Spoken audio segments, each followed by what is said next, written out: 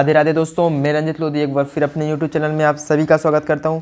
आज इस वीडियो में मैं आपको मकरंद सामान्य हिंदी क्लास 12 पार्ट 18 माँ, जो कवि बाल कवि बैरागी द्वारा लिखा गया है। जैसा कि हम हर बार सबसे पहले बाल कवि बैरागी अर्थात कवि का जीवन परिचय देखते हैं, तो सबसे पहले जीवन परिचय की ओर जाएंगे। ये हमारे बाल कवि बैरागी जी जो सुंदर सुंदर कविता लिखते हैं, जैसे कि माँ।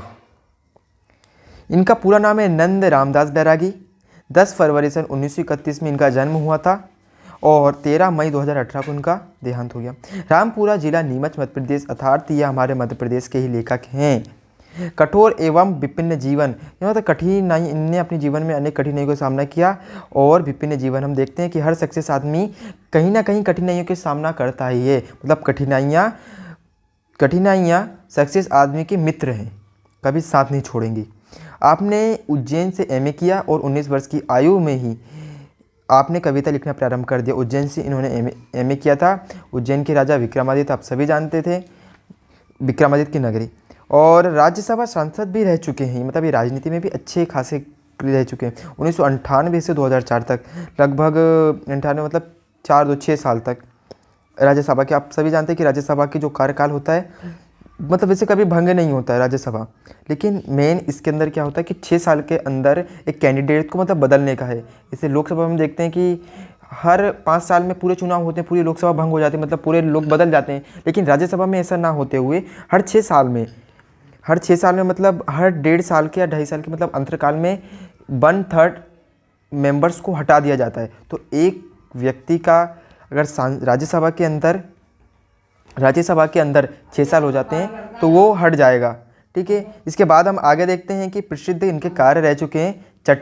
चटक मारा चंपा जावो मैदान में, चटक मारा चंपा जावो मैदान में, दीवानी, झूम रहा हिंदुस्तान, ललकार, गीत बहार, गीत लहर, ये इनकी कुछ बहुत प्रमुख रचनाएं हैं।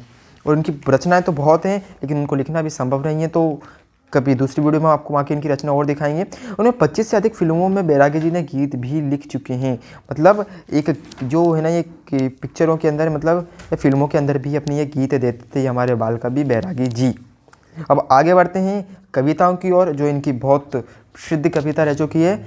सबसे पहले मेरी इच्छा है कि एक बार मैं आपको ये कविता गा के सुनाऊँ कि मैं धरा का धैर्य हूँ, ज्योति हूँ मैं ही गगन की, अग्नि की मैं ही लपट हूँ, तीव्र गति हूँ मैं पवन की, नीर का गंभीर स्वर हूँ, वत्सला हूँ, वंदना हूँ, मैं जननी हूँ जन्मदात्री, मैं जननी हूँ जन्मदात्री, विश्व की शुभकामना हूँ। लोरियाँ गाकर सुलाया अब जगाती हूँ तुझे, भैरवी गाओ उठो, रास्ता दिखाती हूँ तुम्हें। मत मुझे टालो संभालो होश से कुछ काम लो, मत मुझे टालो संभालो होश से कुछ काम लो, जब कभी आए मुसीबत सिर्फ माँ का नाम लो, सिर्फ माँ का नाम लो। सबसे पहले इनकी पहली पंक्तियों की ओर चलते हैं हम। इसमें बोलते हैं, मैं धरा का धैर्य हूँ, ज्योति हूँ मैं ही गगन की, अग्नि की मैं ही लपट हूँ, तीव्र गति हूँ मैं पवन की। इन कविता में मतलब कवि के अनुसार माँ के व्यक्तित्व में अनेक भावना समाहित होती हैं। तो अनेक भावनाओं को या फिर माँ के अनेक गुणों को इन पंक्तियों में बताया गया कि माँ किस तरीके से मतलब बहुत शांत स्वभाव की भी होती है और किस तरह अग्नि का स्वरूप भी होती है, किस तरह पवन की गति होती है और किस तरह जल के समान होती है, बिल्कुल निर्मल। चलिए पंक्ति हम पढ़ते हैं कि मैं धरा का धैर्य हूँ, ज्योति हूँ मैं ही गगन की, अग्नि की मैं ही लपट हूँ, तीव्र गति हूँ मैं पवन की। ये शब्दार्थ दिए हुए हैं। धरा मतलब पृथ्वी, ज्योति मतलब प्रकाश, गगन मतलब आकाश, तीव्र मतलब तेज। ये माता जी हैं आपकी, अब जिसकी भी हो मुझे नहीं पता, है ना। मैं धरा का धैर्य हूँ, एक माँ कहती हैं। मतलब कवि के अनुसार क्या है कि माँ के व्यक्तित्व हमने बताया कि अनेक भावनाओं से समाहित होती हैं।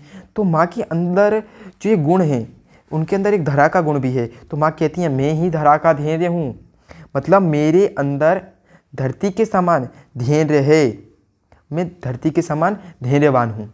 ज्योति हूँ मैं ही गगन की, हम गगन को देखते हैं कैसा वो विशाल है, कितने ऊंचाई पर है, और मैं ही उसके समान हूँ, मतलब उसके समान मैं विशाल हूँ, उसके समान मेरे अंदर मतलब ऊंचाई भरी हुई है, और मैं उसकी ज्योति भी हूँ, मतलब प्रकाश हूँ मैं, गगन का मैं ही प्रकाश हूँ, अग्नि की मैं ही लपट हूँ और अग्नि की मैं ही लपट हूँ। अर्थात मेरे अंदर अग्नि के समान लपटे भी हैं, मतलब अगर मैं धैर्यवान हूँ तो मैं क्या हूँ, अग्नि के समान लपटे भी हूँ। तीव्र गति हूँ मैं पवन की, और जो तीव्र गति है पवन की, तो मैं ही तीव्र गति हूँ पवन की। अगली पंक्ति में हम जाते हैं। अगली पंक्ति में कवि बताते हैं कि नीर का गंभीर स्वर हूँ, वत्सला हूँ, वंदना हूँ। नीर का गंभीर स्वर हूँ, वत्सला हूँ, वंदना हूँ। मैं जननी हूँ जन्मदात्री, विश्व की शुभकामना हूँ। फिर अगली पंक्ति में कवि बताते हैं कि मुझ में ही कि जल के मतलब जैसे आग के जल की भांति गंभीरता भी है। मैं ममतामयी, स्नेहमयी और मैं पूजनीय हूँ। मतलब क्या है कि नीर का गंभीर स्वर हूँ, गंभीर, वत्सला मतलब होता है ममतामयी, वंदना पूजनीय, जननी जन्म देने वाली, शुभकामना अच्छी इच्छा। नीर मतलब पानी, तो नीर का मतलब मैं क्या है, मैं जल की भांति गंभीरता है, और वत्सला हूँ, वंदना हूँ, मैं क्या हूँ, ममतामयी हूँ, स्नेहमयी हूँ, और मैं वंदना हूँ मतलब मैं पूजनीय हूँ, और मैं जननी हूँ जन्मदात्री, विश्व की शुभकामना हूँ। मैं जन्म देने वाली हूँ। मैं वात्सल्य भाव ही, मतलब मेरा जो वात्सल्य भाव ही संसार को सुखद और सरल बनाने वाली हूँ।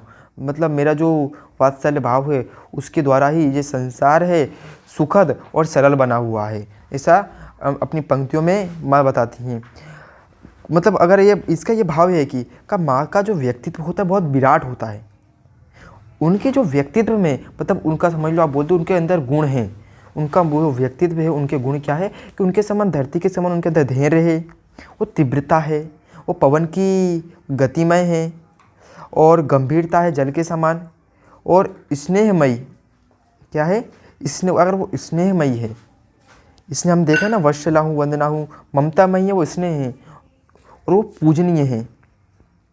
वो हमें जन्म देने वाली माँ है कि वो कौन है, ये सब जो गुण बताए गए ये किसके अंदर है, वो हमारी माँ के अंदर है। जो जन्म देने वाली हमारी माँ है वह पूजनीय है, और उनसे ही जो विश्व का कल्याण चाहने वाली कामना करती हैं, और माँ से ही जो विश्व का कल्याण होता है। अगर माँ ही नहीं रहेगी तो ना विश्व रहेगा, ना विश्व का कल्याण कुछ नाम की कोई चीज़ भी होगी।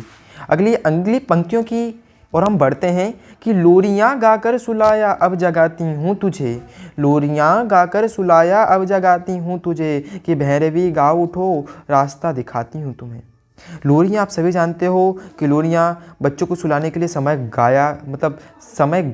गाए जाने वाला गान, जो अपनी माँ अपने बच्चों को सुलाते टाइम में अलग अलग प्रकार के गाना जो भी आप बोल सकते हो, जो भी लोरियाँ उसको वन वर्ड में बोलो तो। और भैरवी मतलब एक राग होता है ना, भैरवी राग। हम अगली और पंक्ति, ग्लोरियाँ गाकर सुलाया अब जगाती हूँ तुम्हें, भैरवी गाओ उठो रास्ता दिखाती हूँ तुम्हें। कवि कहते हैं कि माँ का जो व्यक्तित्व है केवल स्नेहमयी और ममता ही मई नहीं है। माँ अपने बच्चों को गीत गाकर सुलाती तो है, मतलब माँ अपने बच्चों को लोरियाँ गाकर सुलाती तो है, तो वह जगाती भी है। वह भैरवी राग गाकर दुर्गा की भांति उठाती है उन्हें। क्या राग गाकर, वह भैरवी राग गाकर, भैरवी गाओ उठो रास्ता दिखाती तुम्हें, कि वो भैरवी राग गाकर हमें उठाती है, और दुर्गा की भांति उठाती है, और जीवन में संघर्ष का मार्ग भी दिखाती है। अर्थ क्या है इसका? अर्थ यही है कि माँ जितनी शीतल होती है, जल के समान शीतल होती है, तो उसी समान मतलब अग्नि के समान वो लपट अग्नि के समान भी होती है। ठीक है, तो माँ हमें जिस प्रकार सुलाती है, माँ जितनी निर्मल होती तो माँ उतनी कठोर भी होती है। तो अपने बच्चों के भविष्य के लिए क्या करती है, वो जब लोरियाँ गाकर उन्हें सुलाया, लेकिन जब उन्हें लगा कि अब इसे उठाने का वक्त आ गया, तो भैरवी राग गाकर मतलब दुर्गा की भांति उन्हें उठाती है, और उन्हें संघर्ष का मार्ग दिखाती है कि तुम जाओ संघर्ष का मार्ग देखो। और अर्थात मतलब उनको कर्तव्य कर्म, जो उनका कर्तव्य है, तुम अपने कर्तव्य पद की ओर बढ़ो, ये उन्हें बताती है। अगली पंक्तियों की हम जैसे बढ़ते हैं, हम देखते हैं कि मत मुझे टालो संभालो, मत मुझे टालो संभालो, होश से कुछ काम लो, जब कभी आए मुसीबत सिर्फ माँ का नाम लो, सिर्फ माँ का नाम लो। और फिर वह कहते हैं कि तुम मुझे विभिन्न प्रकार के बहाने करके टालने का प्रयास मत करो, मत मुझे टालो संभालो। वो कहते हैं, माँ एक बार कहती है कि तुम विभिन्न प्रकार के बहाने बनाकर मुझे मत टालो, होश से कुछ काम लो, होश से कुछ काम लो, तुम उठो और संघर्ष करो, और कुछ होश से कार्य करो। अर्थात माँ मतलब पालन पोषण करने वाली ममता भी है, तो वह कर्तव्य के लिए प्रेरित करने वाली एक शक्ति भी है। हम बताते हैं कि अगर वो ममतामयी है तो वो हमें प्रेरित मतलब शक्ति भी है ममतामयी के साथ में शक्ति भी है किस तरीके की कि जो हमें अपने कर्तव्य के लिए प्रेरित करे।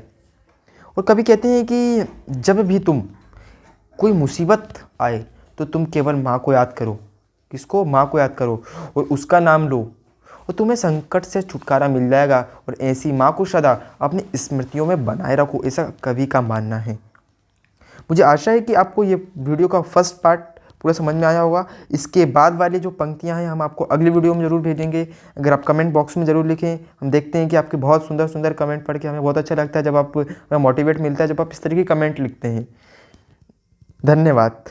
मुझे आशा है कि आपको वीडियो बहुत अच्छी लगी होगी और अपने दोस्तों मित्रों को भी पहुंचाएं जिससे वो भी इस ज्ञान की पावन गंगा में नहाकर अपने आप को भी पवित्र कर लें।